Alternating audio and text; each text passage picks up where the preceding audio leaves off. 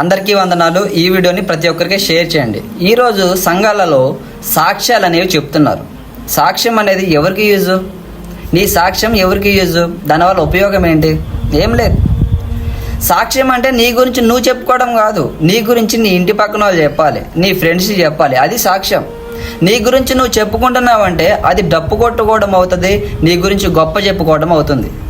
ఆదిమ సంఘం ఎక్కడైనా సాక్ష్యాలు చెప్పారా? కొన్ని పౌలు గారు 13 పత్రికలు రాశారు. ఆ 13 పత్రికల్లో ఎక్కడైనా సాక్ష్యాలు చెప్పండి మీ సంఘాలలో అని చెప్పాడా? లేదు. దయచేసి ఇలాంటి వాటిని ఎంకరేజ్ చేయకండి. సాక్ష్యం అంటే నీ గురించి నువ్వు చెప్పుకోవడం కాదు, నీ గురించి నీ పక్కన వాళ్ళు చెప్పాలి. మరణం అనంతం వరకు ఆ సాక్ష్యం మీద నిలబడి ఉండాలి. అది సాక్ష్యం. మందు మానేశాడు, సిగరెట్ మానేశాడు, నాకు ఆరోగ్యం కలిసి వచ్చింది, యాక్సిడెంట్ నుండి బయటపడ్డాను, ఇవా సాక్ష్యాలు? ఈరోజు ముందు మానేసేవాడే మళ్ళీ రేపు వెళ్ళి తాగుతాడు. ఏమైంది నీ సాక్ష్యం? వ్యర్థమైపోయింది.